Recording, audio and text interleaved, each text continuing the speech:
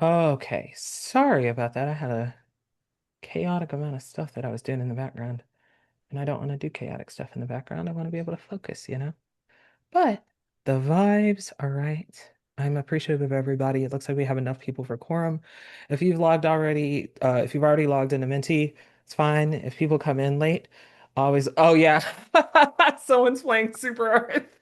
Yeah, unfortunately, um, one of my self-care things that I'm supposed to do is stream with the group of people who I edit videos for and stuff. And of course, Steam is always open because inevitably someone will be like, "Do you want to come do this? Do you want to help me?" The answer is no. I have other things going on. But I digress. Please, if you'll do me a huge favor, I'm going to click us right onto the next thing. Quorum time. We already know that we pretty much have a quorum. I just want you to click present, both to make sure that Minty is working and to make sure that the numbers are exact whenever I do the minutes later. And of course, there's no other option. Why would you need another option? It's simply present. And if you're not present, then you can't click buttons. That's like logic, you know, you're either here or you're not. Unless this is Schrodinger's question. Hold on a second. We've unlocked something? No, I'm joking.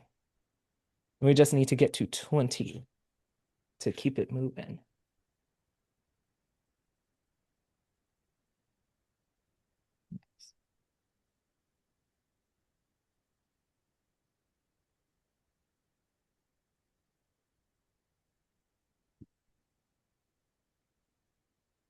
Let's see. Cool.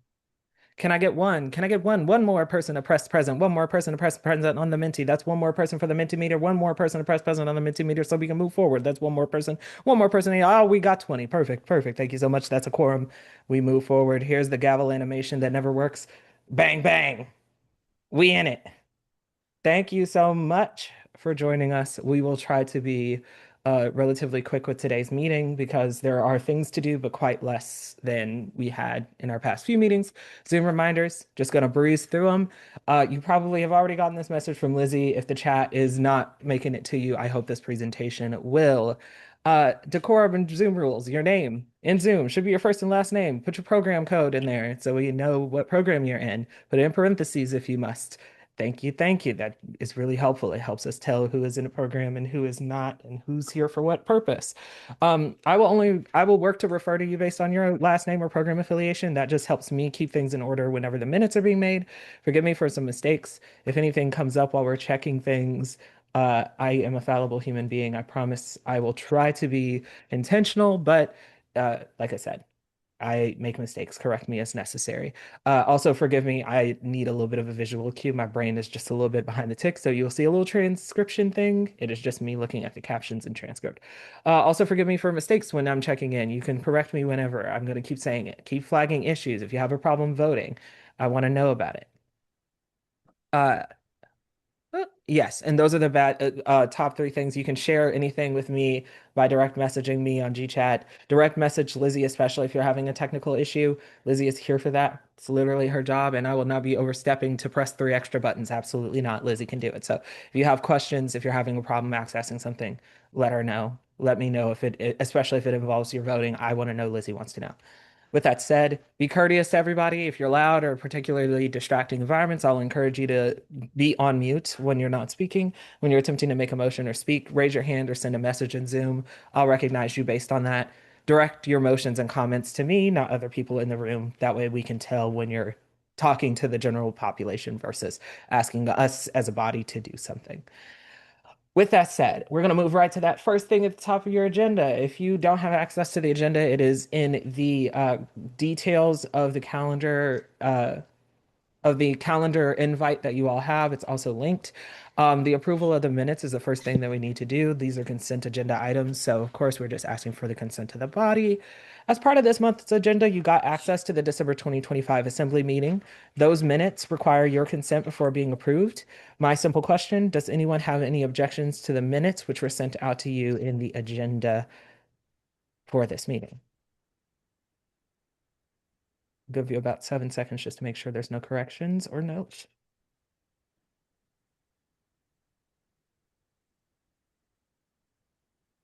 Okay, I'm clicking through the screens. I'm seeing no hands, no questions or concerns. If there are no adjustments required, these will be approved as drafted.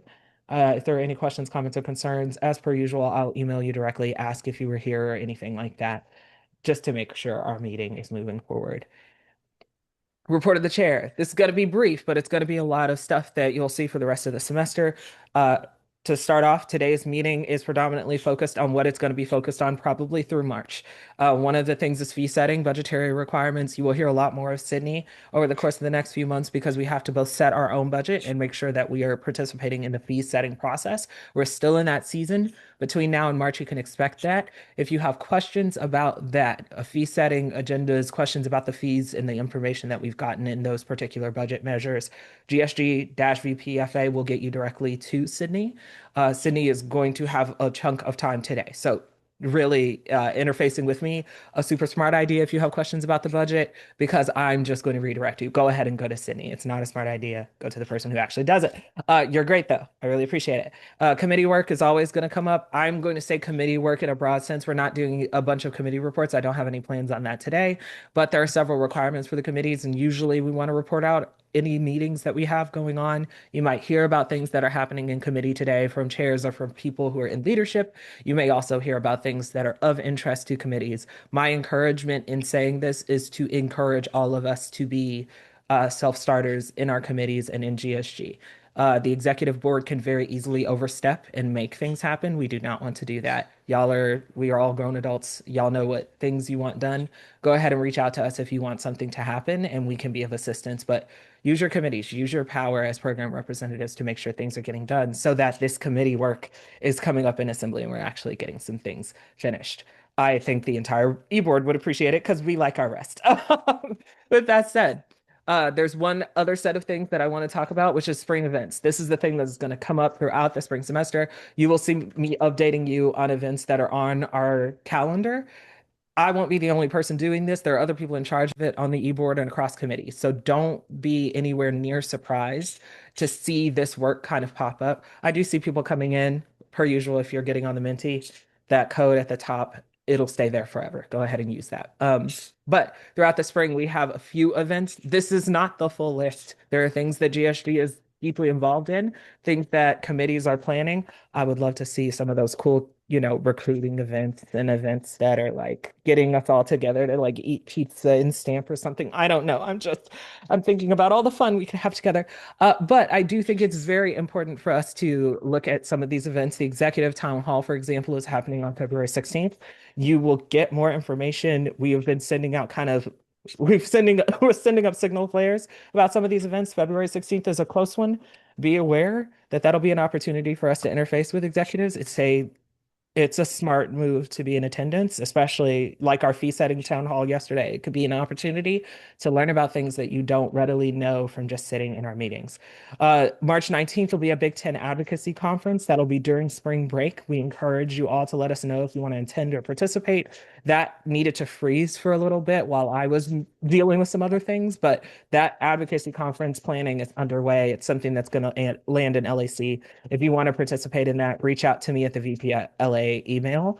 And once we get into February, we'll be meeting extremely regularly to make sure that that event goes off without a hitch. You can expect to see some legislators there, some advocacy orgs there. We are working to get those people signed up as you speak, as I speak. And of course, March 27th, assembly meeting with UMD administrators. I am being very cautious with this because I don't want to tell you someone's coming and then the date changes. It has already changed before. I'm just going to say I would encourage you to make plans to be available on for our March 27th assembly.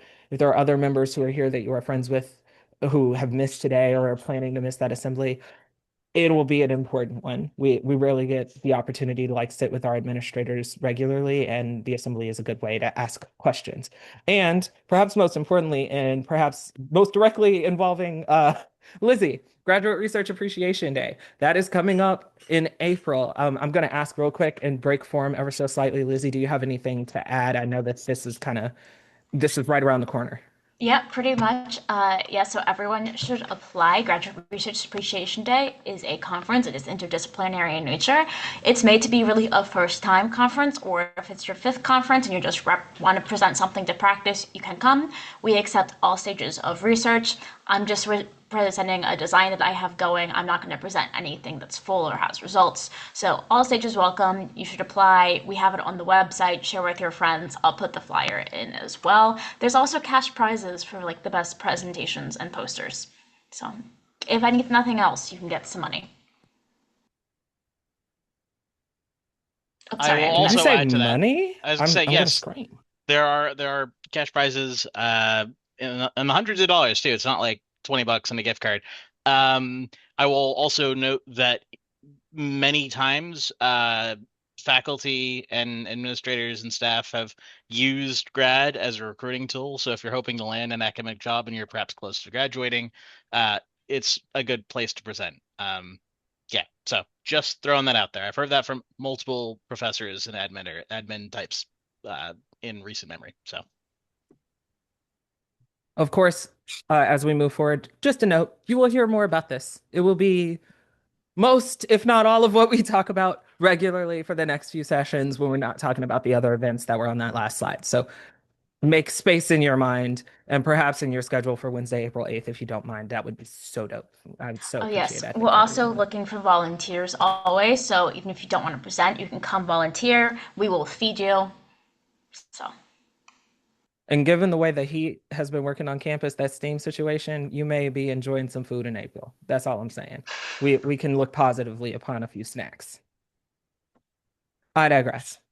That is all that I have to start us off. Those are the kind of big ticket items.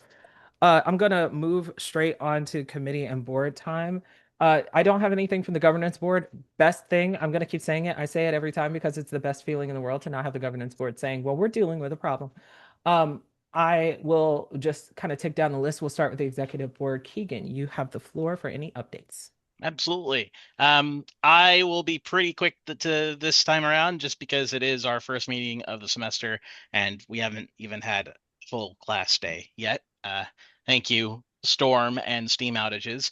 Um, but speaking of steam outages, it is actually one of the topics I want to discuss. As you all saw in the assembly chat, I co-authored a letter with the SGA and RHA presidents regarding ways the UMD administration could improve their crisis communication policies. And, being transparent and forthcoming and timely in their information releases when it comes to things that actually affect the entire student body.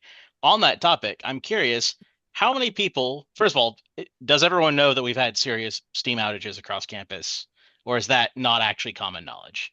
Um, if you knew about this before I told you, like raise your hand or something in chat because I'm curious. And if you didn't know, this is the first time, just stay silent. Hot And off the press, Keegan, Provost Bryce just sent an email out about it like a minute ago. yeah, so that's kind of telling because it's been going on for days now. Okay, interesting. So it doesn't looks like most people were not aware. Or less than half. And that is very interesting to me and relevant. So I did get a response back from the Office of the President yesterday to our letter, and we will be setting up a time to meet with a variety of people, including the vice president of marketing communications, et cetera, in the next week or two. So if you have additional thoughts or things you would like me to bring to that meeting to discuss ways they can improve, now is a great time. Um, if you didn't if you have something else you'd like to add that wasn't addressed in that letter, or if you have thoughts that perhaps differ from my own, you still have a chance to write legislation if you'd like, because I wrote that letter as GSG president, but not on behalf of everyone else, because that's not actually something I have authority to do unless we have a resolution backing it. So the body can still take a stance, or even reinforce the stance that I took if you generally agree with what I wrote. But this is a good time to do that while people are still thinking on it about it, and we have storm emergencies and the like fresh on mind. I just wanted to put that out there. It would be great if we saw something next month if anyone felt so inclined. Um, on the topic, okay, and so some people got alerts, and that's definitely another thing that I've seen is that some people got them, some people didn't, and I'm not sure why. Apparently, according to the RHA, there's been some issue with one of their texting, like their update system. So, um, good to know. Definitely trying to track this as much as I can. So please let me know if you run into issues or hear of any issues, so I can share with administrators. The other thing I'm going to bring up is because we are at the very beginning of the semester, I am still setting times to meet with the president, the provost, and other senior administrators, which means if there is anything you would like for me to bring up with them outside of communications, now is also a good time to let me know. Send me an email, put in the assembly chat, wherever, send up smoke signals, whatever works for you. But because I have yet to set or draft agendas, there's a lot of flexibility. So yes, I'm interested in hearing where everyone's at, how people are feeling, and if there's anything that you wish the university would address or do differently than they currently are, or if they're doing something well, something you'd like to see continue. So I am open to all of that. And like I said, today is a little bit shorter than usual, and that's it for me. Thank you so much, Keegan. I'm just gonna flag that I wrote that's down in the chat. Please feel free to email. I mean, the president email is great for those. We are not all having meetings with administrators as regularly as Keegan, so a smart idea to start that conversation there. If you have more questions, uh, I also put kind of a brief overview of the big things from Provost Rice. I want to be especially uh, intentional about saying that the add drop dates have been extended. So if you are a person who's moving your classes around or something and you're thinking, oh my gosh, it's going to be a deadline crunch. I haven't had time to be in class. I don't know what those classes are like. Never fear, UMD is extending the add drop dates. It won't affect commencement. It won't affect break. With that said, the next person I have on my list is Lizzie. Least is Lizzie. I don't know what I was going to say there. Lizzie, you have the floor. Okay, thank you. So I was going to talk about grad and the executive town hall. So I will cease my time and hand it over to everyone else. The beauty of collaborating when we prep things, we can kind of split the difference early. Okay, let's go to Sydney, Sydney's going to have also more time later. So I'm just going to give Sydney an opportunity to talk elections, anything else that you think that we need to do before we get to those discussions later in this meeting. Yeah, I just want to flag something that was flagged during the leadership meeting. We've heard from multiple people issues with GA ships, that sort of thing. If you hear about anybody comes to you, hey, having an issue with funding, anything like that, we're asking to CC GSG office, which I just put into the chat, on those so that we can have like some sort of numbers or metrics to see this is happening. It helps us when we have those conversations with leadership. That's all for me for this portion because I'm going to talk a lot later. So I will also give back my time. I love it. Okay, we're ceding a lot of time, so I'm just going to go one step past that and say if you are having a more systemic issue and it's something that you don't want to present as data, remember that GAC is with us now. We are collaborating there as well. You have a bunch of forums in GSG to make sure that we're talking to the right administrators at the right time. GSG is meeting with individual school deans as often as we can. Please use that office inbox. It is checked regularly.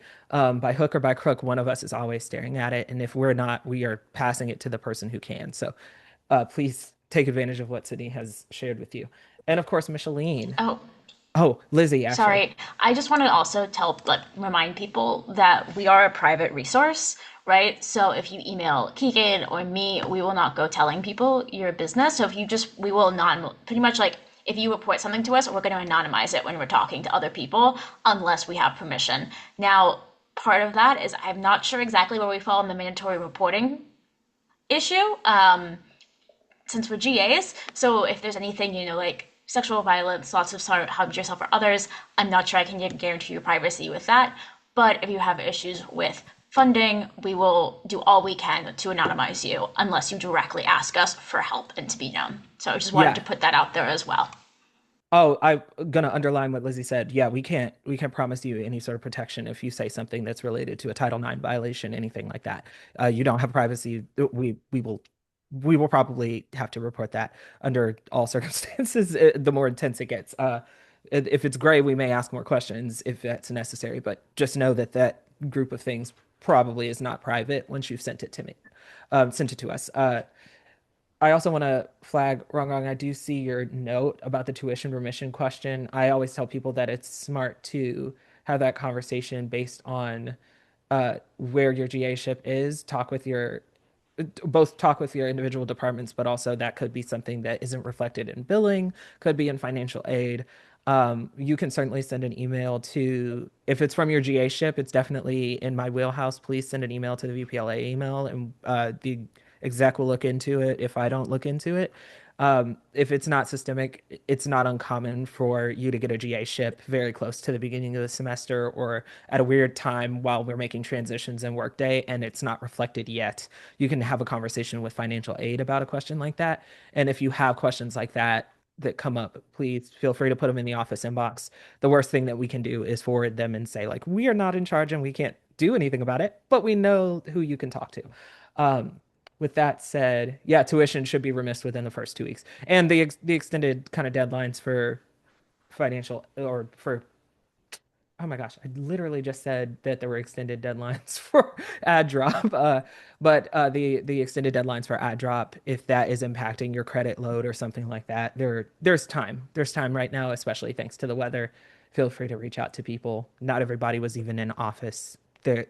The entire university has been told in one degree or another to be amenable to quick moving or fast developing situations and to be listening for feedback from students. So feel free to reach out to people. They're not going to be callous about something that's coming up. Uh, with that said, I think I've gone through everyone but Micheline. Micheline, do you have anything for the group? Yeah, just wanted to remind everybody if for some reason anybody here is not part of the committee, let me know. And yeah, just make sure you're actually meeting in your committees and to let me know kind of what you're up to and what your schedule is if I'm not automatically in your GChat or email chain. That's Amazing. basically it for me. Yeah, perfect. Okay. I'm gonna do a quick shout across the board. Since the governance board didn't have any preliminary reports, I'll just ask broadly if there's any committee leaders, any chairs that would like to bring something before the assembly. I'll leave a few seconds. You can raise your hand in chat and I'll grab you, but I'll give a few seconds if anybody has updates from committees they'd like to share in the assembly.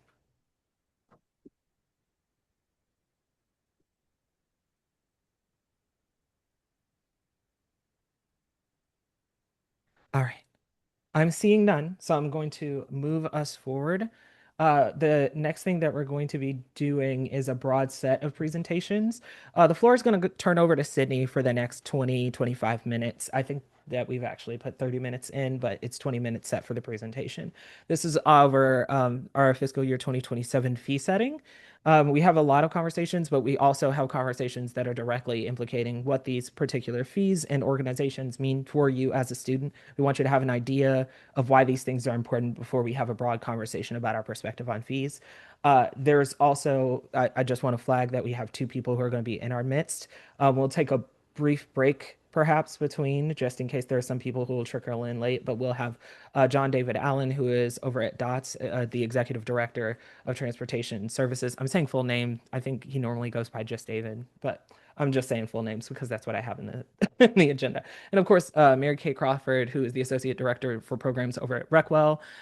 Both people are stellar voices for their organizations, for their parts, their departments at the university.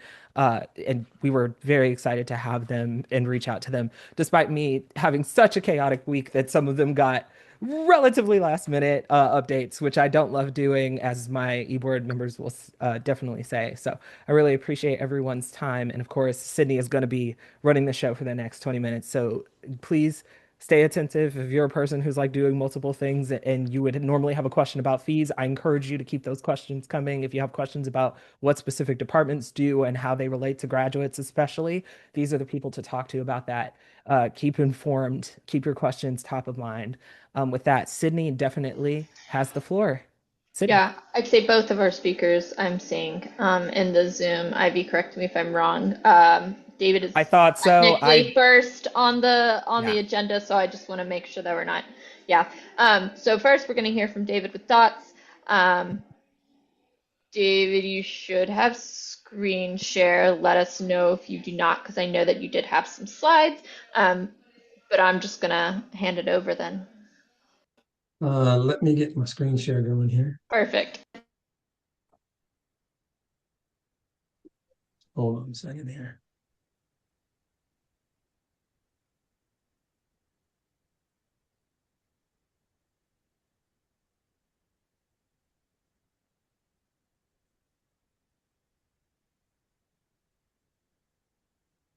Folks can see my screen? Yep, you're good. Okay. All right. Wait a minute. Oh, start at the beginning, not at the end. Okay. Um, Hello, everyone. I do go by David. My parents couldn't quite figure out which to do, John, David, or Alan. I have three first names. I pick David out of those three first names to go by. But as this slide says, I've been on campus. I say 35 years, but it's really 40 years. It just seems like, oh my God, how long has this been? But I'm here for such a long time because I love this place. I love the people I work with. I love the things that we do. And, you know, I also like how involved we are with with students. And because there are lots of people in our division that don't have that much input from students because, you know, they're facilities and human resources, and but we used to be in student affairs, and now we're in this division, but we continue to have this great relationship with our student population. All right, so some of the things that we're responsible for on our campus, we have everything to do with parking administration, which is making sure everyone's got a parking permit. We make sure that the parking spaces are available, and that was a big deal over the last week, just to make sure that spaces are available. So we think we're in good shape there.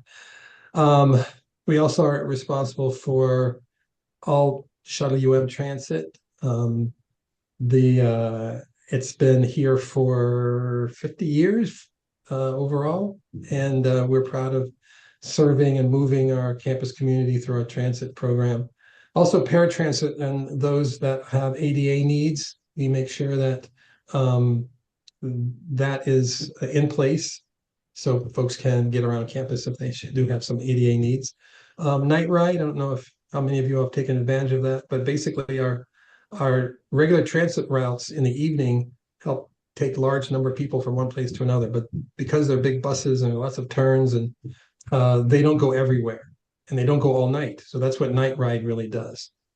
We also have a very robust charter operation, those big black buses that you see, athletics and others, business school, public policy, they all rent them from us.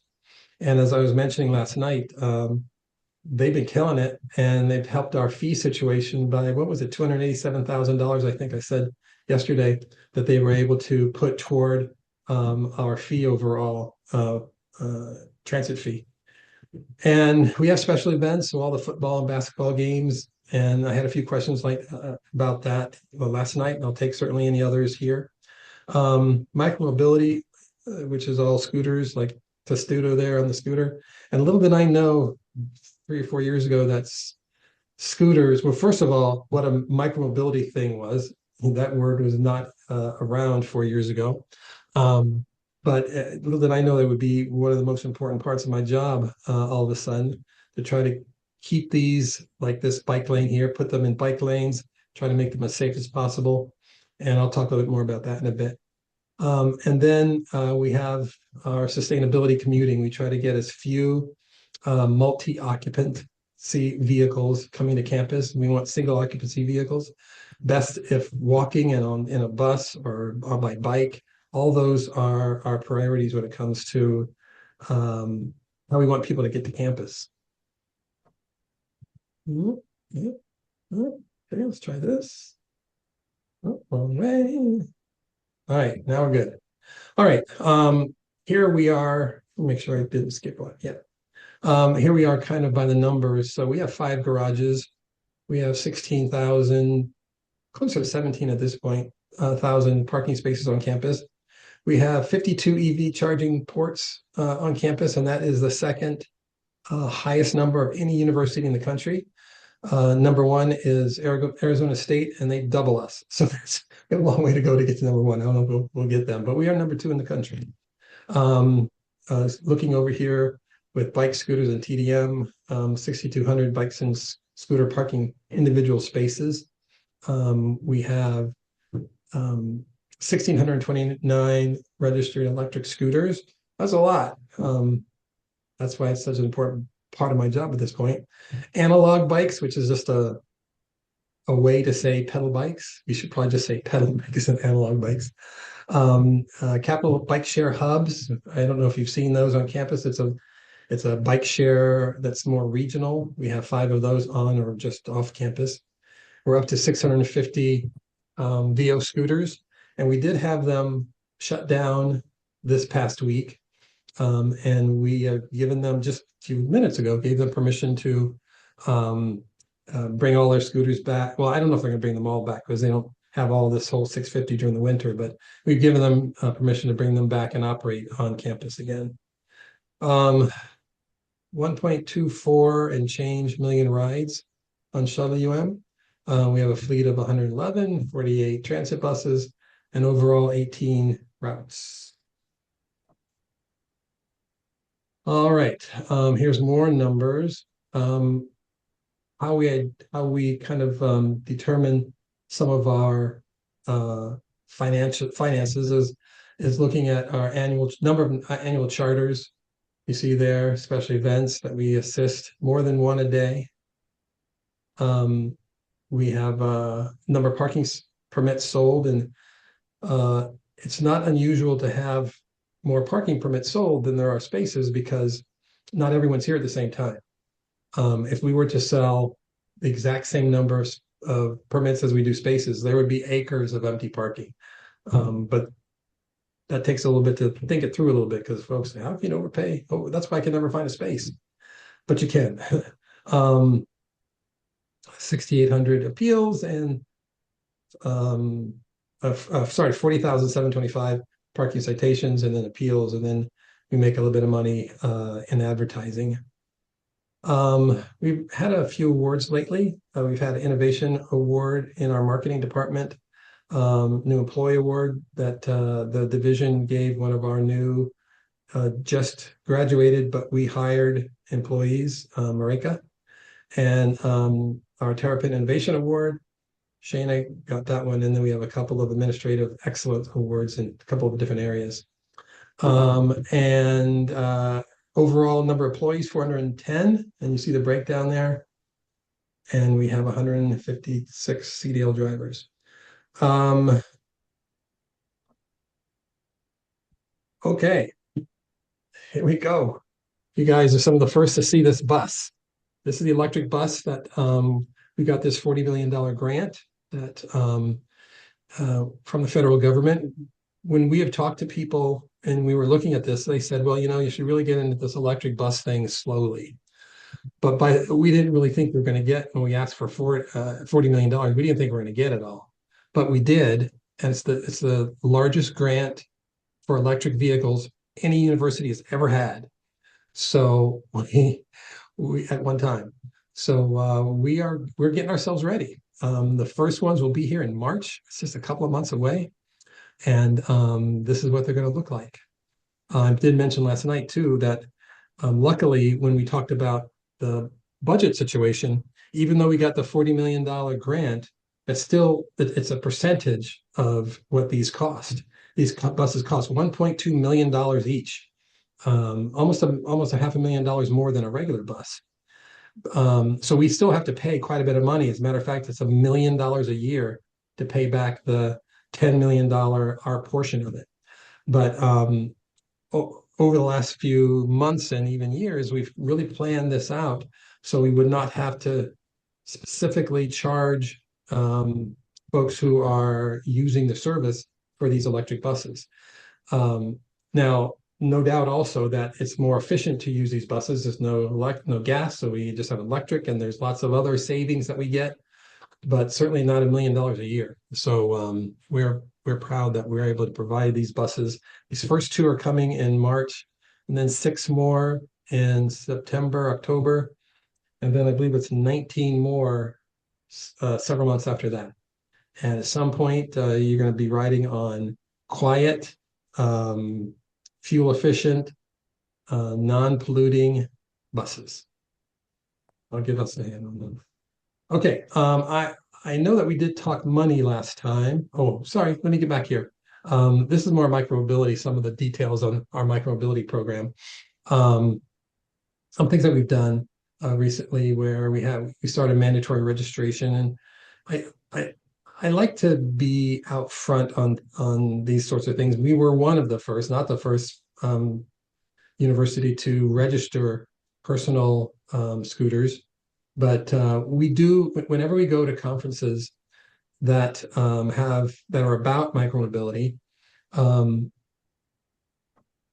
though it doesn't seem like it, maybe we are way out in front of the rest of the country, and people are lined up to talk to our bike coordinators and things like that to see, like, how are we able to say that resident students should not have scooters, because that kind of adds to the problem. How did you start to enforce them? And so, we do pretty well, I think, even though it's still, I would consider it the Wild West when it comes to scooters, because when people get a new scooter, they ride it like they're in middle school sometimes. And that is the challenge. And we recently hired a gentleman named Charlie Wilson, and he used to be in charge of Vision Zero in Washington, D.C.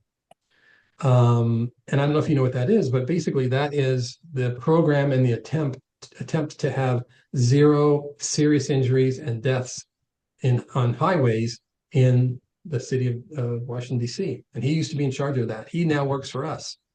And we were just talking over the snow break about him using some of those skills to bring to our university, to have zero serious injuries on our campus when it comes to scooters. So we're going to have a little subcommittee put together and see if that is something that we can bring to our campus, so we can shoot toward having zero injuries on our campus when it comes to scooters. Okay, so that's kind of our department kind of as a whole. Now, are we going to talk specific fees again like we did last time? Should I bring those up too, or? Yep, okay. Let me stop Yeah, sharing. I'd say fee-wise, in particular, we'll obviously open up for assembly questions. Just hearing similar to last night for folks that weren't there, why, what goes into the fee and any changes that may be happening, because we are voting today on those fees and those fee increases. I can't get out of share here.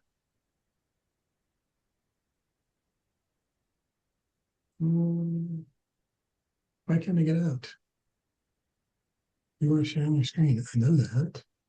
You guys still see this big red screen? Oh, thank you. You're free. Thank you. All right. Let me hold on here. Okay. So first, I'm going to talk a little bit about the mandatory fee. And for those of you that aren't aware, our department has two different kinds of fees. One is mandatory, meaning every student, just students, pay this fee. It's like um, the rec center and the union and athletics and all those who have these mandatory fees. And then we have a non-mandatory fee like dining and housing. That is for our parking side. So I'll talk mostly about here um, the mandatory fee. So we have a process that goes through our Campus Transportation Advisory Committee, that's CTAC, and they have faculty, staff, and students on that committee, and that's our advisory group. However, when it comes to student fees, mandatory or non-mandatory, we only allow students to vote for them because, and this is relatively new, like maybe 3 or 4 years. Employees used to vote on these, but that didn't seem to make sense. That you all pay them, so you should be the ones voting to see if it's something that you want to see. So this year, make this a little bigger. This year, we are proposing and this is, we were asked to create fees based on a 2.5% salary increase that maybe, it's not for sure, but because they had us do this specifically, they must expect it. But a 2.5% salary increase for all employees in the state and certainly at the university. So these numbers that I'm going to give you is based on that assumption. If for some reason that does not happen, um, the fee will go down several percent and from where we have it right now. So right now, every one of you who are full-time pay $341 for transit service on our campus, and that's for the year. And we are proposing a $12 increase or 3.52% increase. That would bring it from 341 to 353. Part-time, and it's the same for graduate students and undergraduates. For full-time, part-time. Part-time is goes from 171 to 177. $6 increase, right in half. And because there's some rounding that goes on, there is the full-time is 3.52%, and the part-time is 3.51%. But that's because of some rounding, because we can't do cents, dollars. We can't put cents into this. So I'm going to quickly go through some of the salary changes that we're expecting. There is the COLA that I spoke to you about. Overall, if it should happen. There's also a merit from July that we had to go back and fund. That was around $134,000. And then the bargaining unit had a flat increase for their bargaining unit employees, and that was about $106,000. And it goes on. There's non-bargaining increases. There's fringe benefit increases, and overall of the overall increase that we're looking for, $11.08 of that is represented right there. And you might think, well, shoot, that's just about the full $12, but that will make more sense in a minute. Do you all have this information, this sheet that we have been working with that I'm looking at? So we have the just total proposed budget, which it's broken down, and I can share what I've got, but not the internal, like where you have every line item. Yeah, What we sent to this CTAC. Do you have what we gave to CTAC? uh we got the large one in CTAC. We didn't get every single line presented in CTAC. We didn't get this from CTAC. Yeah, And I Okay, know it maybe I hasn't been should. distributed. We got this part. Or yeah. So I'd say part of it. what everyone sees is this. So we can see that there's the COLA, the merit, Oh and yeah, These that's what I'm reading changes. from. okay, You got yeah, it. yeah. Then we've got it. I'll just keep it shared for people for Okay. reference. All right, so you can look down here also, you see a slight increase in utilities. You see electricity and down. And then the inflation rate that's being represented here from maintenance. Our maintenance costs are really going quite high, and that is adding quite a bit to our increase. And insurance went up just a little bit, and also there's an overhead because we are a self-support. So we can use the police and human resources. There's a 5% overhead that the university charges us. But there's also a headcount variant. In other words, the amount that we had originally budgeted for the number of students that will be here is um, was off. That's what the university gave us. So we believe that there'll be an extra $300,000 and that's why these are parentheses, that $12.38, because that's a credit kind of going back. So you remember we started at the increase is $12. If you look down here, there's a $12.38 credit that helps to offset a lot of what we were just talking about. And then you see, I also mentioned that our charter department's really doing a great job. So we were to dump $267,000 into our mandatory fee budget from the charters that we're doing, again, to help to bring the cost down for our overall shuttle operation. Okay, so there's shuttle. Any questions there? And then after that, we'll do parking.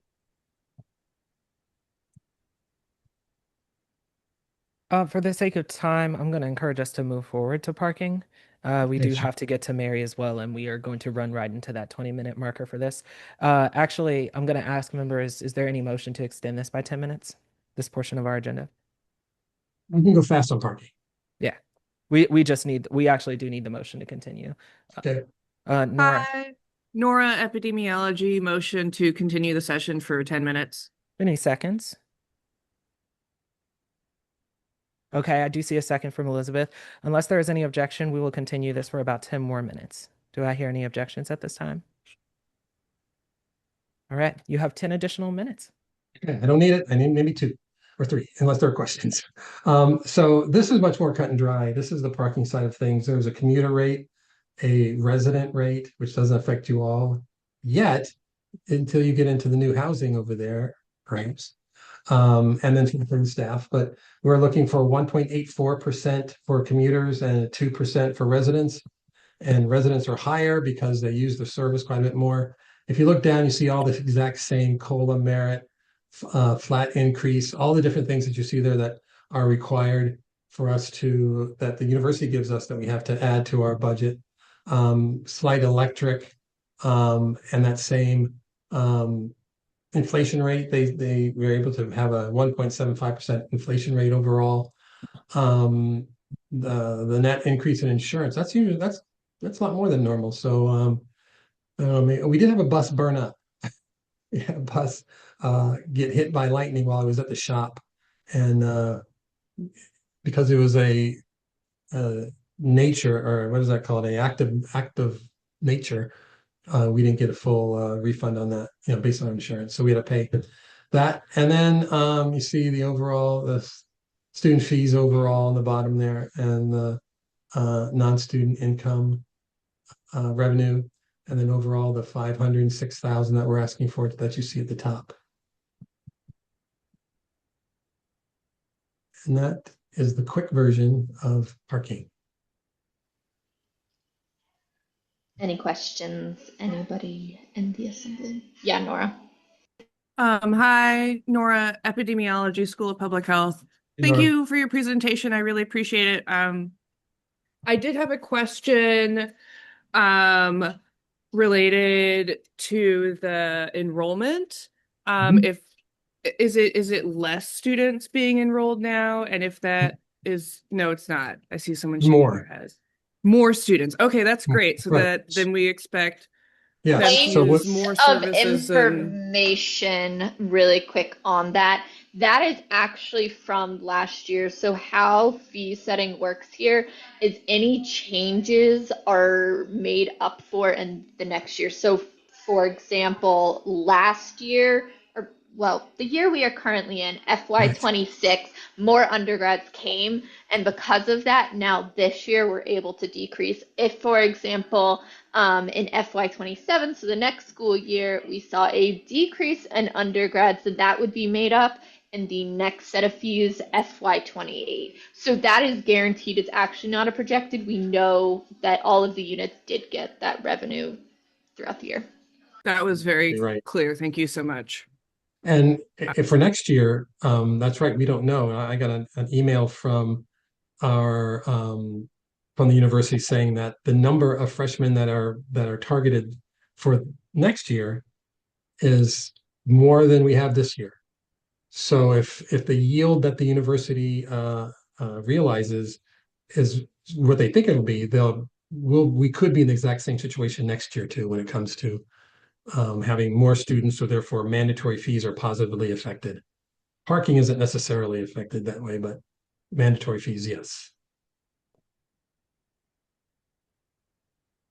Anything else? Okay, thank you all very much. Should I stay or? I just sorry, Sydney is going to regain the floor in just a moment. I just want to make sure. Uh, of course, we have extended additional 5 minutes. There may be questions floating around. Of course, we have points that you all can see in the legislation that we'll be considering today on this fee. I also just want to acknowledge Nora, the graduate student enrollment going down is a fact. This is the kind of the chaos of our fiscal year work as opposed to the academic year. We're talking like 1 year back benefiting this year on next year's fees. It throws me, and I'm not even saying it right. So that could show you how much it's throwing me. I do want to look around and just make sure there aren't any additional questions. Of course, because y'all have that entire fee document that we already have, I want to make sure there aren't questions for David that have been missed. You could probably mention one more thing. I mentioned that the Campus Transportation Advisory Committee is the one that puts this forward, either with thumbs ups and thumbs downs with each of the groups. And there's several members of each group, SGA, RHA, and GSG. And this past year, RHA and SGA voted to approve the budget as I'm showing it to you here, and GSG voted to not approve it. Just so you have that information. I have a quick question that was forwarded my way. Are we looking at the same number of parking permits being issued, or is it are you planning on increasing them to any degree? Same. Okay. Yeah. Because when freshman numbers go up, a very small percentage of freshmen actually have cars. And so it's only juniors who really do have cars. And by then, not only juniors, but lots of juniors and seniors and graduate students.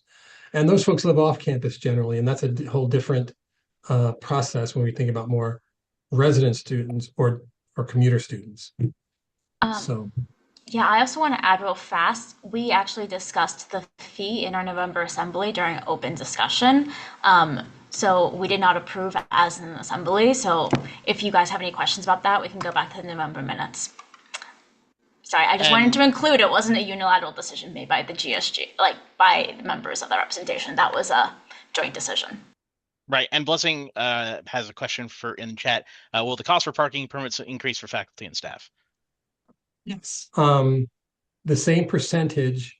It is a completely different process because it's determined through the union negotiation, and the negotiation says that it will be the CPI in Baltimore, Consumer Price Index in the Baltimore area in August.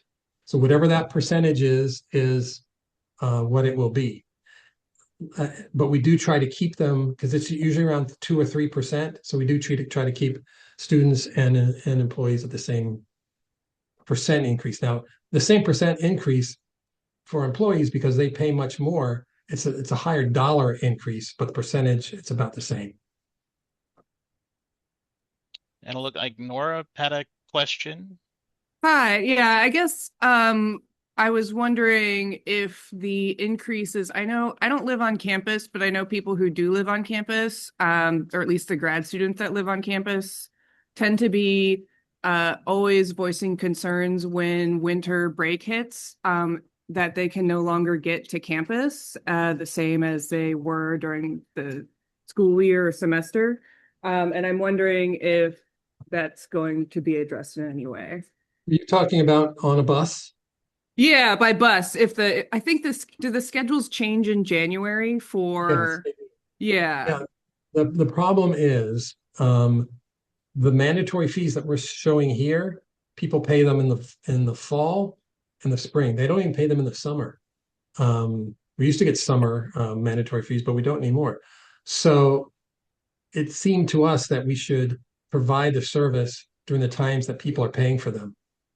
So fall, if we were to try to do, let's say, the same type or similar service during January, it would reduce the amount of service overall because there's a finite amount of money. And so unless something were to change in how we collect our fees, January is going to be January. Okay. I'm wondering if there's a way to optimize the schedules for January where the buses would go to where graduate students live. Or I don't know. I don't know like if they continue to go to places Well, the only like what place the they go schedules is are College like. Park Metro. No, okay. That's a ways. Well, I mean, theoretically, I mean, maybe we can talk about this at CTAC, and we can look at some of the ridership over January, and maybe we have a great big long, you have one route that takes an hour and a half to, so at least there's something that may go up through Graduate Gardens, Graduate Hills. Um, but the new graduate housing will be on that College Park Metro route because it's right there. So that will help. And I am so sorry, the bird has just decided to pipe up, otherwise I wouldn't jump in. And we are going to be running right at time. I just want to make sure uh, this is a procedural question. I'm asking you after we had a fee discussion yesterday that was probably to the same effect, but just so we can explain to the assembly, when we're considering fees from our committees, we normally have pair assembly fees. We get one set that is with COLA or contingency, one without. Because I didn't present this to the assembly with both of those documents, I want to make sure that the assembly knows what the kind of explanation is, what information they need, mostly because I don't want anybody saying that I skirted my responsibilities here. So, just a little bit of insight into the contingency fees, the planning there for the COLA and so on would be great.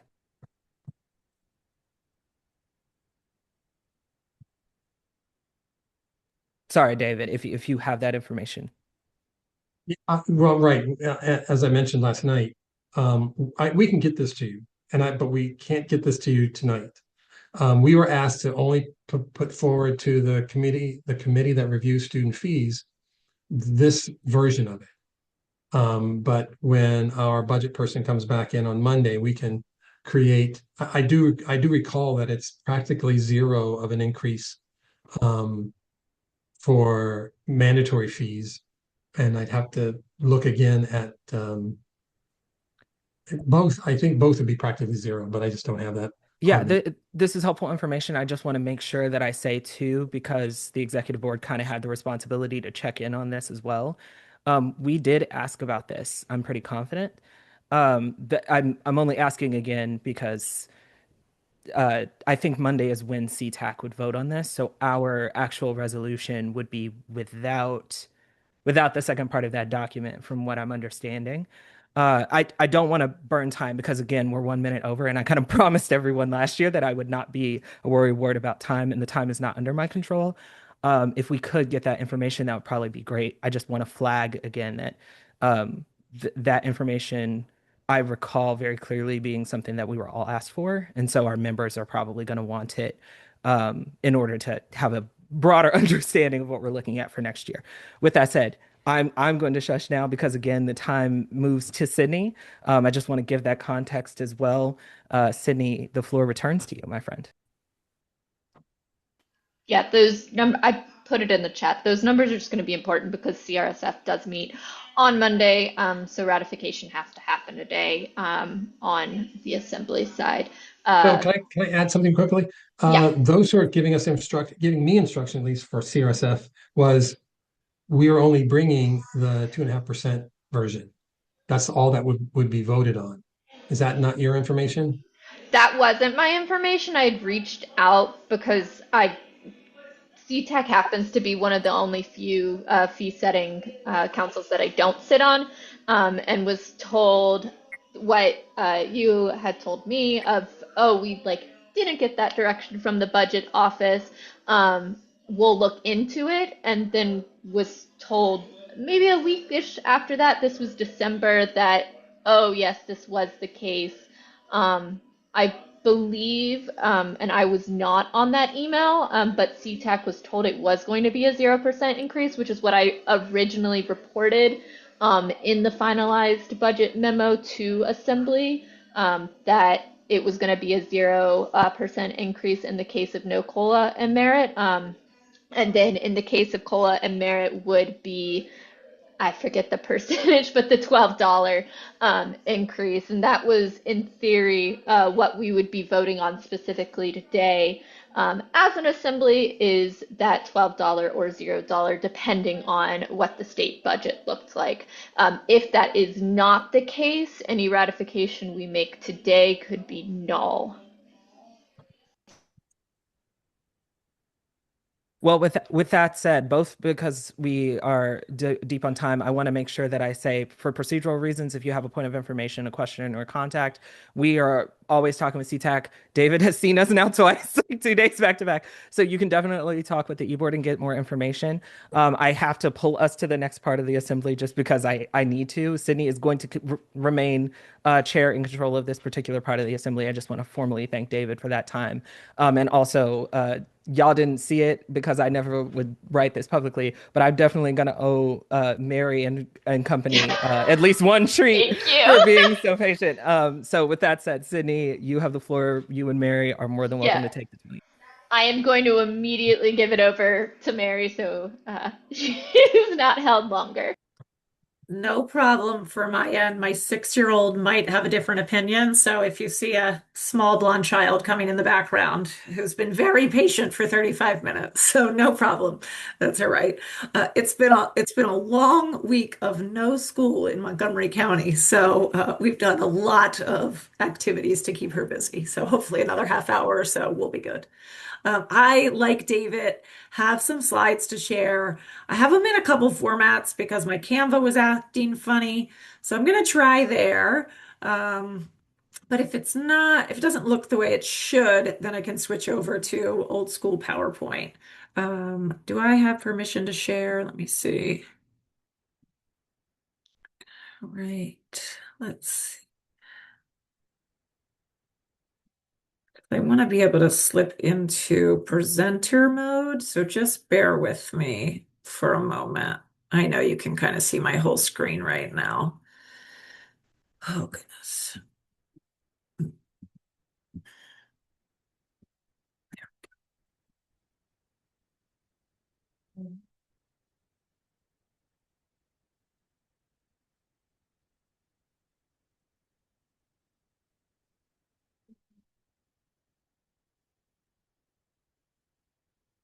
While we're making this transition, I'm just going to take advantage and say, I know that there are questions in the chat. Definitely keep having conversations about the fees we're going to discuss. Just FYI that we have time in our agenda for that, for those particular pieces.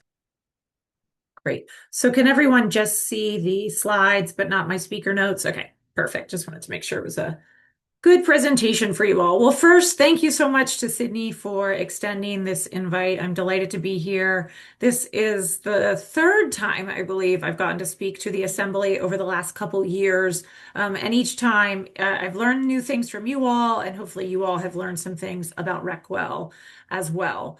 So first, I would just want to start. My name, again, is Mary Kate Crawford. I'm the Associate Director for Programs in University Recreation and Wellness. Coming up on a milestone for myself this year, I graduated from the University of Maryland in 2006. It's a hard reality that that was almost 20 years ago. It will be this May, with my undergraduate degree in kinesiology and psychology. I got the chance to leave for a few years, and I've been back on campus 18 years working in Recwell. While working, I also spent 10 full years getting my PhD, so I know the pain that many of you are in, but you can do it. I know you can. And I know it is a grind. And I know it's also really important to know where your money's going when you are in those programs. So I'm happy to have that conversation with you today. My goal today is to quickly go over where that fee goes, and then, like David, I'll be happy to talk about the fees that we're proposing for the next year. All right, so a little bit about Recwell. I just wanted to start with our mission so you have an understanding of what we're trying to achieve through the work that we do. We have 45 staff members and about 1,000 student employees to help carry out our mission. And then in addition to those core Recwell employees, we pay the salary of about 35 residential facilities employees who help maintain our fabulous buildings and facilities across campus. So what does that include? We have 8 indoor facilities. Most of you probably think of the Apley Recreation Center when you think of Recwell, but we have 7 other facilities on campus. We have Ritchie Coliseum, which if you're going to move into the new graduate housing, could be a great location for you. We manage the upstairs of the Record Armory. The golf course falls under our purview. Parts of the School of Public Health building, the Severn building, which is off 193 down towards Greenbelt. We have group fitness studios in the Regents Drive parking garage. And then we maintain and manage space in Cole Fieldhouse in the form of our bike shop, as well as a club sports erg room for our rowing team. So we're really all over campus inside. And then in addition to that, we manage 192 acres of outdoor space, ranging from high profile spaces like the turf field next to the Xfinity Center to other things like the engineering fields, which is that main grass field right as you're pulling up Campus Drive, to Fraternity Row, the chapel field, etc. So again, a pretty significant mass, both indoor and outdoor spaces that we manage. One of the things we really like to do in Recwell is tell our story through pictures. So that's what you're going to see over the next few slides is all of the things that make up Recwell. You see some fantastic pictures here of the people that make up Recwell, and then I'm going to get into some of the programs that make up Recwell as well. A couple notes about the usage of these spaces. Just for reference, in FY25, so the fiscal year that ended last July, we had 903,000, almost 904,000 visits to a Recwell facility or program. So that's, every time an ID card was swiped to get into the rec center or to come into a group fitness class or attend an adventure trip or even play a round of golf. So about 903,000. We're getting close to 1 million. That is our goal. And then during the spring of 2025, which is kind of the frame we use, we had 21,000 different students access a Recwell facility or program. And that it was about 15% graduate students. So again, 21,000 different students accessed in just one semester, of which about 15% of those were graduate students. And this is where I was struggling a little bit. You'll see up in the left-hand corner. I don't know why it's not there, but again, it's Friday afternoon, and you can just imagine that the Recwell logo is up in the top corner. So thank you for being creative with me. I want to talk a little bit about our fitness program. You'll see some fantastic images here of the different fitness offerings. This includes everything from group fitness to personal training, small group fitness, and then our weight rooms. Some of the things you may have seen in the last year, if you visited our spaces, are some significant upgrades, particularly in the Epley Recreation Center. We converted an entire gym into a weight room that is just wildly popular. That's something we did temporarily during COVID, but it was too popular to take back. So we have nearly doubled our footprint of weight training opportunities for students in our facility in the last 5 years. In fiscal year 2025, we had over 3,000 group fitness classes offered. We had almost 2,000 personal training sessions, 78 small group training, and really the list goes on and on. One of the things that I'm particularly proud of and love to tout when we talk about our fitness program is our tremendous partnership we have with the counseling center and the health center, where we've partnered with both of them and also gotten some grant funding to offer free personal training to individuals who have been referred by their counselor or psychiatrist. We started that program during COVID, and we've been able to double the number of free sessions that these students have access to. It was 5. Through grant funding, we're now able to offer up to 10 sessions for a student who their counselor or therapist or psychiatrist feels that physical activity or regular physical activity could help manage their mental health. So we're really excited about partnerships like that, where we're working together to tackle some of the issues we know a lot of students are facing. This slide is all about the story that our adventure program tells. So in adventure, we offer everything from trips to our challenge course in climbing wall. I'm excited to share that last year we opened up our indoor bouldering wall and saw nearly 18,000 visits to that space from over 3,000 different participants. So we are really excited to open that last October of 2024. So we didn't even have a full fiscal year for it, but had over 17,000 visits. In addition to the bouldering zone, that indoor climbing wall, we hosted 74 different adventure trips. We had nearly 6,000 visits to the bike shop, which was a 21% increase from the year before. We also supported 64 challenge course programs. And at our outdoor climbing wall, we had just under 3,500 people come to visit our outdoor climbing wall. So the numbers for our adventure program are quite robust and growing every time we add something new. Like I said, as I mentioned, the bouldering zone. Next up is our club sport program, which admittedly primarily serves undergraduate students. And the reason for that is that our club sport program is funded primarily by SGA. So SGA gives us a percentage of their undergraduate money that they collect, and we are the facilitators of that. So we are kind of contractually obligated to prioritize undergraduate students through that SGA funding. We do have one of the most robust club sport programs in the country. We have 47 different clubs, and we serve almost 5,000 individual students through the club sport program. Kind of impressive numbers here. They average about 280 hours of practice over the course of any given week.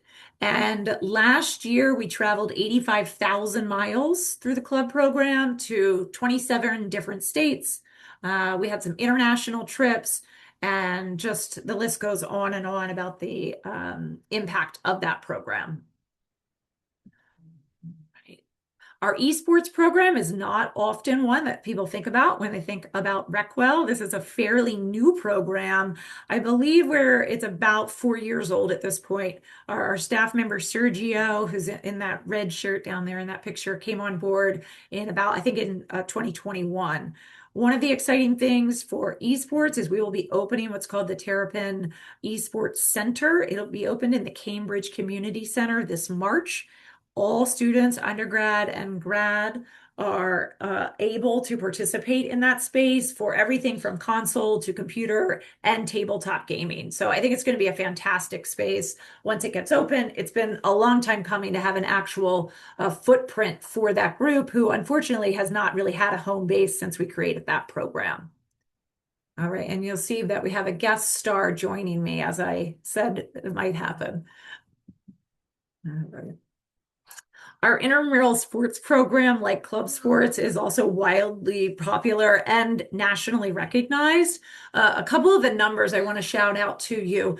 I am so sorry. I need to pause for a minute to answer a important question. You're good. Not until I'm done with this, but you can tell. We are excited to sled in a few minutes, so we're good. Okay, sorry for that interruption. All right, so again, the intramural sports program. Last year we hosted 3,600 games for nearly 2,000 different teams. And really the number here that's most exciting for me is we had about 50,000 participations. So that means people came and swiped into an intramural game 50,000 times in the fiscal year, which is really incredible. 275 student employees help manage this program. And one of the things, if you've heard this presentation before, that I can't help but brag about is some of the amazing students that come through that program. We are really proud of our officials development program. This year, just in January, just a couple weeks ago, we were once again named, one of our students was named the #1 flag football official in the country. We have two former students active in the NBA right now. And although I'm not allowed to say her name, you can probably Google her.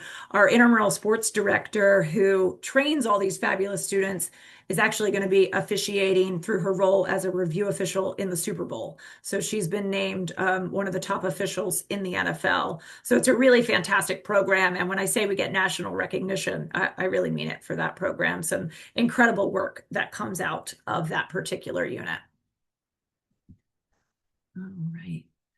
Here, this picture tells the story of our community and aquatics program, where I will talk a little bit about later when I talk about fees, because this is one of our corners of Recwell that generates revenue for us. So everything from pool rentals in the name of swim meets and some master classes that come in to a day camp that we offer, along with some relationships we have with ROTC that uses our facility, as well as our safety courses. So we offer certification classes for everything from lifeguards to babysitters and CPR and everything in between. We train both our own staff and other staffs on campus. I mentioned residential facilities earlier, that they're a great partner for us, and we trained a number of their staff members as well. This past year, 3 of my colleagues received notoriety from the American Red Cross for their life saving of one of our patrons. Certainly a terrifying moment, but really proud that we had the skills and training needed to save that woman's life last year. All right, so, one more slide and then I'll circle back a little bit. So as I mentioned, the golf course falls under Recwell's purview, and that partnership came into alignment about 10 years ago, because the golf course, prior to COVID, as you can imagine, was in decline. And COVID really changed the way people recreate. And our golf course numbers, the rounds played, is at its highest level ever in the history of the University of Maryland golf course. So we're really excited for the kind of rebirth of golf and the excitement around this particular facility. One of the couple things of note here, you may be aware that people might go to the golf course and play golf, but some of the incredible things they're doing are working with something called a First Tee, which is a youth golf program for elementary school and middle school students in Prince George's County. There is also a wonderful program they do with veterans called the PGA Hope Clinic for veterans and active military service members. Along with, of course, hosting our own university varsity golf programs. So really a lot of fantastic things happening over at the golf course. The other thing that I've talked about at length in GSG assemblies is the research and projects that take place over at the golf course. I'm just reading from my notes because I want to make sure that I get them correct. But I know that, for example, a student from the Department of Entomology in 2025 conducted research on the restoration meadow that is over there and was able to successfully present that research. So we're really happy to support students in that way, kind of an unexpected contribution to the academic mission when students are able to conduct that type of research right here on our campus. All right. And then I do want to come back to that mission slide, because if you were paying attention, when the first time I showed this slide, I underlined the be active and live well, because so much of what we do is really encouraging people to be active, whether it's through our fitness, club sports, intramurals, etc. But the other thing is that we firmly believe that we have a role in the educational experience and personal growth of students on our campus. And one of the ways we're really intentional about that is through our social marketing campaigns. So over the last couple years, we have hosted 3 campaigns that I have felt um, really help tell the story of what we offer beyond just movement. The first campaign was called our Move Your Way, where we provided education and resources about how movement can improve problem solving, attention, and focus.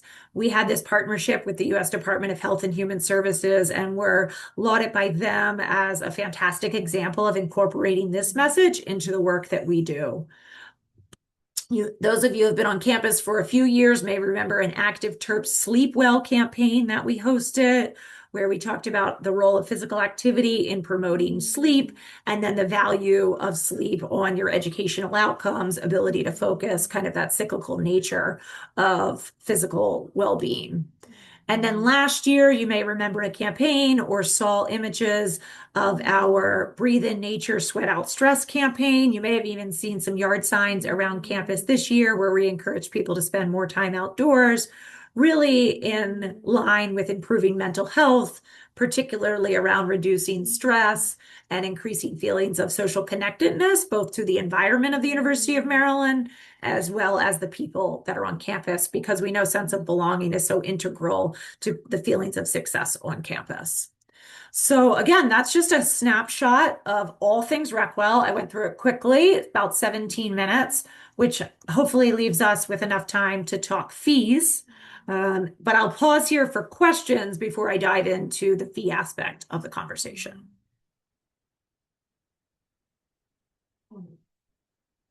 Just give a second if anybody does have any questions. All right, I think let's go ahead and move forward. Great. So, Sydney, you probably also have the document that you shared for David. Yeah, would you like? Sure. Yeah. Do you have both versions? Both? Okay. Yeah, Great. do you want to go? I mean, Yeah, I why can don't we show both. start with the one with the increase, because the other one is Happier for self-explanatory. those. Yeah. Perfect. Give me 1 second. So the document that Sydney's going to share is going to look very, very similar to the one David shared for Department of Transportation, but just with a little bit different numbers. So you'll see that our percentage increase is 1.4% for full-time and 1.26 for part-time. Again, like David explained, that's really the rounding where we can't ask for cents. So it would be a $7 overall increase for our full-time, and particularly for our grad students, that would be up to $483 would be your new total. One of the things that I want to comment on that I thought David did a really nice job of explaining, and I think is really relevant to this conversation, is how we offset fees, how we make money so that we don't have to increase fees even more. So I want to talk a little bit about that. We are obligated to raise 15% of our overall budget in revenue generation, but we're not limited to that. So if we can raise more than that, that's fantastic. And some of the ways we work really hard to raise money are things like swim meets, reservations, particularly in the summer. We have a very robust rental program. So when most of our students are not on campus, we run a lot of swim meets. We rent out our spaces like the Record Armory, Ritchie Coliseum, and our turf fields to youth programs and all sorts of different opportunities. That is a way for us to make revenue up in that we're not getting directly from student fees. Some of the things to keep in mind when we talk about fees, obviously all of the programs and services that I explained are part of the picture, but the other thing is maintenance. One of the things we take a great deal of pride in is the beauty of our facilities. People are often surprised to find out that Epley Recreation Center is approaching its 30th year. So we opened that space in 1998, but sometimes people come through that and say, oh my gosh, this must be a brand new facility. Mom, can we the shell with the sun the whole time. I won with the sun the whole time. We won some Mario Kart over here. I'm delighted to share. Um, and Just those similarly, esports.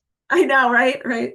And similarly, Ritchie Coliseum, it was refurbished to its current state in 1999. So again, both of those spaces are approaching 30 years, and really the infrastructure that goes into making sure they are top-notch facilities. I'd be remiss not to mention it. Sometimes it's small things like new paint or just cleaning, and sometimes it's big things like refurbishing the pump room of the pool to make sure we have really high quality water and air in the natatorium. So some of those unseen costs, I think it's important for people to be aware of.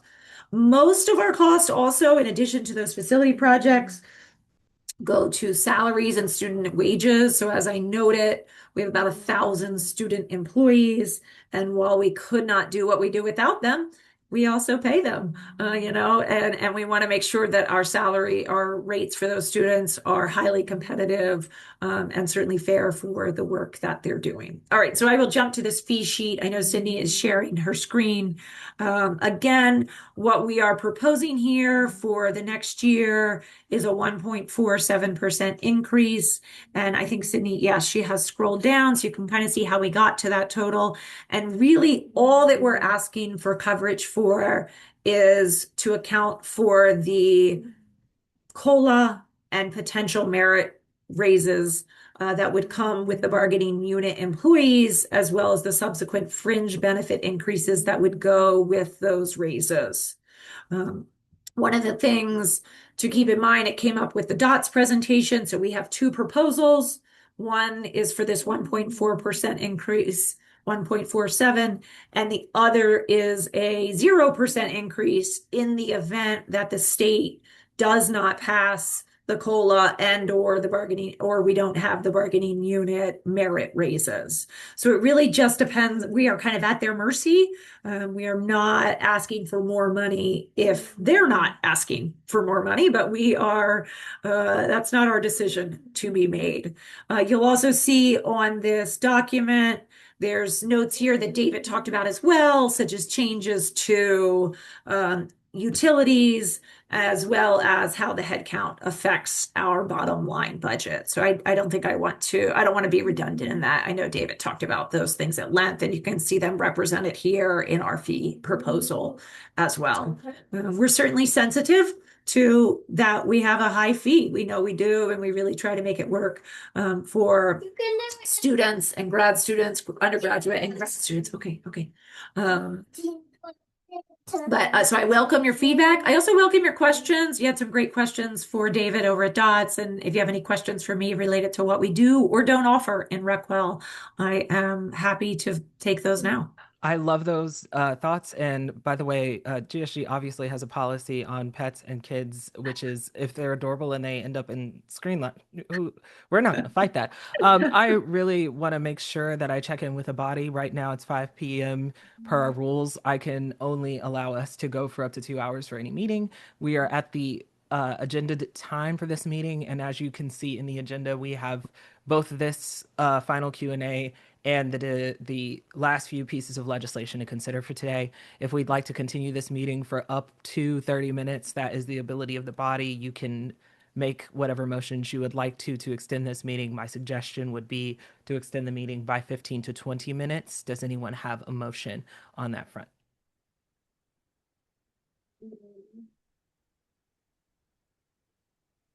Thank you, Gotham.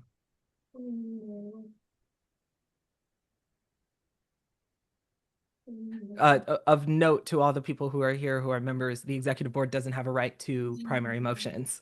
So if you do not move, I also cannot move. I will have to gavel us out. That is just me being so real. We will have to end this, and then all motions, legislation, and the questions that you have will be either documented online or tabled. So if there is someone who could do the motion, I know it's only been an hour and a half, right? Motion to add 15 minutes from Melissa. Thank you so much. Any second? Thank you, Elizabeth. Unless there's any objections, we will move for the full 2 hours 50. Yeah, it's the result of rules. Our agenda that rules voted on is till 5, not until 5:30. Sorry, I knew that some execs had a question about that. My approval was for an hour and a half, not two for the virtual meeting for today, but we do now have approval. You have 15 minutes in addition to this conversation. Sydney, the floor returns to you. Yeah, we'll open it back up. Any questions for Mary Kate about Recwell fees, anything? Give it a couple minutes.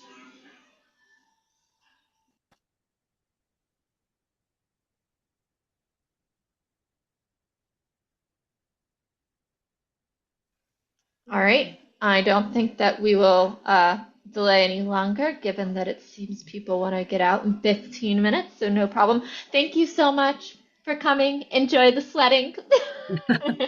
My pleasure. Thanks for your patience. Take Yeah. care, Look, everybody. thanks to the child for being Yep. patient with us. I really Patient. appreciate it. Yes. All right. Take care. Bye. Yep. Sydney, thank you so much for that. We're going to move directly into consideration unless you have anything. Okay, perfect. Yeah. So, y'all, we're going to try to breeze through the agenda. You'll see the Mentimeter come back on the screen. Thank you, by the way, to those of you who stick around. We do need to keep about this amount of people to get this legislation through. So please do, if you don't mind, stick with us for just a few more minutes. I will try to be as expedient, clear, and concise as I can possibly be. The first thing that we're going to consider is the legislation for GSG 45A04. This is coming from the Budget and Finance Committee. It is an act to ratify the GSG's position on the university recreation fee. So that's the fee that you literally just heard of. It'll ratify the attached position paper that you just saw on your screen and the position of GSG in favor of the amended positions on the proposed fee change. As per usual, this goes to Sydney to begin a discussion. Sydney, do you have any context you'd like to provide? Feel like the context was provided. Happy to answer any questions that people have, though. Yeah.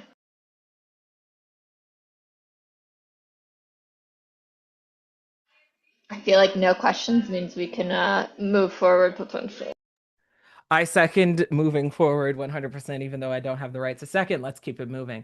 I will go ahead and pull us forward to a vote on this measure. Of note, if anybody has any debate, comment, question, or concern, I'll be checking out the chat. You are more than welcome to continue that while we consider this measure. The measure will be presented on your screen as approval of GSGA 45A04. You can vote yay, nay, or present. Again, this is an approval of the considered proposals that are available in the meeting materials. You can see that as GSGA 45A04. And we will give until 06 or 05, excuse me, it's 404, yeah. So we'll give you about 60 seconds to get those votes done. And of course, I kicked a light. Turn back on. Thank you. Sometimes when the light turns off on a Zoom, I'm like, I know I'm a person of color, but in the dark, I'm like, this is questionable. I don't want to become a meme. Let's turn the light back on. Uh, and that's just called honesty.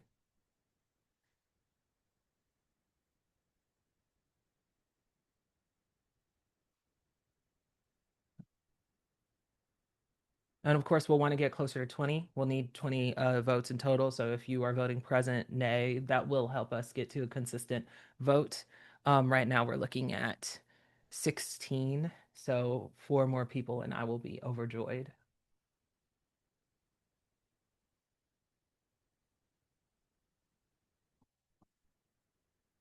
3 more votes. Also, if you got kicked out or you needed to refresh, you're going to go to mentimeter.com. That's the code at the top of your screen. You'll use code 33648300. If you're concerned about your vote not being cast properly here, or you're concerned about the count on this vote, you can go ahead and send me a message, send Lizzie a message very quickly. Let us know that you're having an issue, and we'll make sure that your vote is counted amongst these. But again, kind of need a near quorum vote in order to justify. Uh, in either event, we may also ask people for virtual votes, seeing as it's going slightly over the original time. So look here. Yes. Well, we do maintain a quorum, as from what I can see here. Yeah, so we still have a quorum. If you're within the sound of my voice and you don't vote, we'll be closing this in about 10 seconds.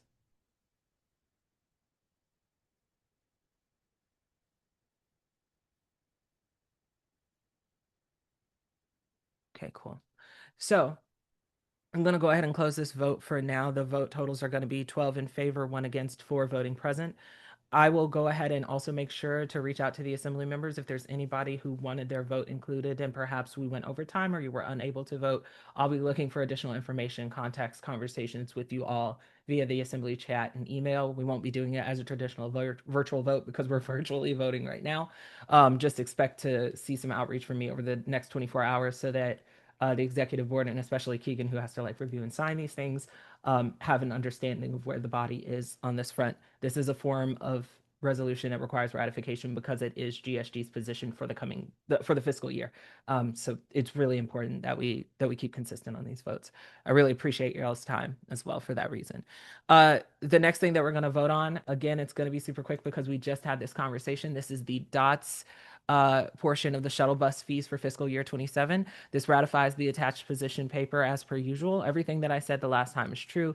Please note that everything you have is what I have, and everything that I have said before is as accurate as it possibly can be. I will note Sydney's statement is accurate. If there is any additional work or if the contingency fee that was discussed, if the COLA that was discussed goes beyond zero, this ratified position will not be ratified. We will not force a position on GSG or vote for a position as GSG that does not comport with our current position as filed by the assembly. So just an FYI, Sydney, any additional context you would like to add? Yeah, just to make that incredibly explicit, the what we are ratifying is I'm overruling. I'm so sorry, honey, because it's just I don't want to read it out loud for those who are visual like me. We are specifically ratifying that if that there is a COLA in the state budget, that it is $12 full time, $6. Right now, what you are voting on for ratification is if there's not COLA adjustment in the state budget, it will be $0. If on Monday, because Monday is when Keegan and I go to the committee for review of student fees, and they propose something else, we can no longer take this in progress. We will immediately report that, but that's the situation. Happy to if people have questions on that. I feel like the chat and what was discussed when our DOTS representative was here surmised everything well. I will also add, because this has come up in recent memory, what these two pieces of legislation are doing are indicating what the assembly wishes for us, Sydney and I, to vote. Is not binding. We vote based on our own information and discretion. We will probably vote as you suggest. However, to highlight an example where we may not is if new information comes up that we cannot relay to the assembly in time to get your feedback, we will vote as best we can on your behalf. So just so you know, if you see, yes, we approve both of these things, and then you see we voted against it in the Diamondback or something, that's probably what happened.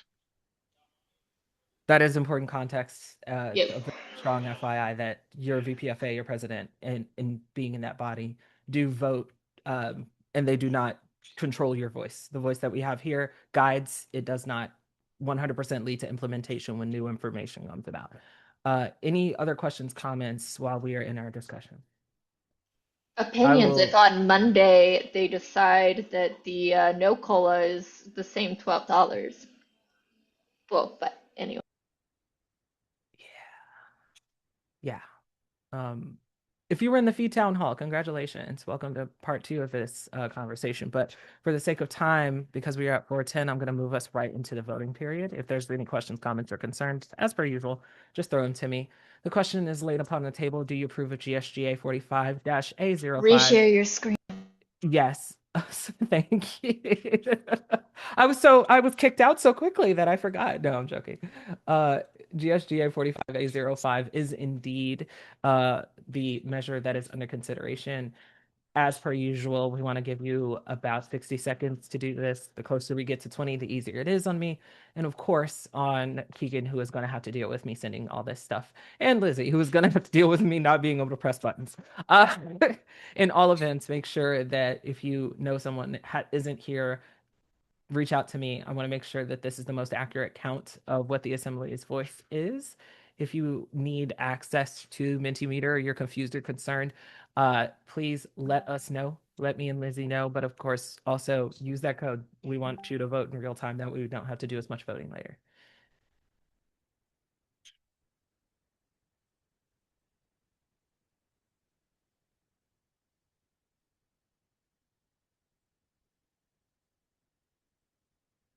And of course, if you are a loved one is trying to get yourself Recwelled, get Recwelled. And if you're trying to get with the dots, get with the dots. But make sure that you vote either way. I'm not going to make the fan fiction jokes that I've been making in meetings, but I will say that the jokes exist for the sake of having them somewhere in the minutes. With that said, we're going toward 19 of 27 members voting. I very much appreciate that. We're looking at the last 10 seconds. If anybody has a vote they want to get in, I encourage you to get it in now.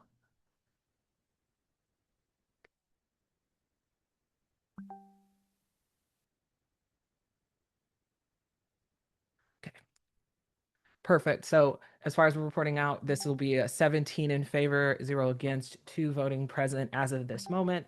Again, if there's any questions, comments, or concerns, I will give about 24 hours between now and when this gets transmitted to Lizzie and Keegan. Keegan will get whatever information I have. If you have any questions about your vote, if you are incapable of voting at this meeting, please know that I'm going to reach out to make sure that everybody who could vote, needed to vote, does have the ability to share whatever, voice whatever concerns, questions, comments that they have. With that said, I'm going to push us right on to the last major piece of new business, which would be GSGA 45R05. This was a resolution that was presented inside of one committee, then worked on in the leadership committee. I really appreciate GSG leadership for working on this for a little bit during the last meeting. This is a resolution on affordable housing. It explicitly says there's a graduate housing crisis in College Park. That UMD partnered with a private construction company to build a new Discovery House, but it is not affordable according to UMD's financial housing data and UMD's graduate stipend set amounts. There's additional information here. I want to go ahead and start real quickly with Nora. If you have any context, questions, comments, concerns that you want to share with the group. Um, excuse me. Hi, Ivy. Thank you. So this just is sort of in response to the Discovery housing that recently got unveiled. When I found out their pricing for their units and how they didn't really align with the stipends that are also published, I felt it was necessary to write a resolution, and my committee decided to help me. It was pretty cool. And then I brought it to you guys, and you're like, well, we should just finish this. And now it's here. If people have questions about it, feel free to ask me. Thank you.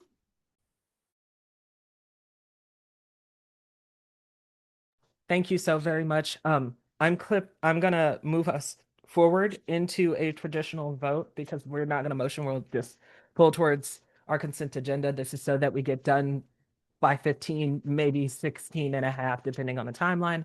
Y'all are aware of the Discovery House. The question is if you approve of GSGA 45R05, which is the resolution on affordable housing in College Park. You'll have until right at the end of 15 because I literally can't extend us past that point.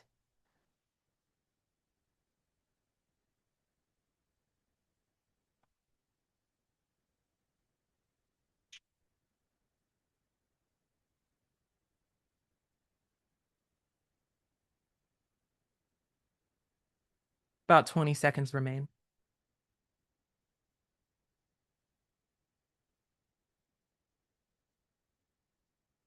Perfect. All right. For the sake of time and for keeping in our timeline, I know I'm mumbling literally right up to the last possible second, but it's what I need to do. GSGA 45R05 appears to have passed 17 yeas, 1 present, no opposition. Please be aware that I will reach out to you about these particular pieces of information. Anything in the lower half of our new business that would be necessary is tabled. Everything that is below the new business section that we are discussing at this time does not require tabling because it is a regular order item. So we don't have any old business that we will be taking into February. I appreciate y'all for making that possible. With that said, We are going to gavel out past our open forum. I appreciate your time. Y'all have a good day, okay? Thank you.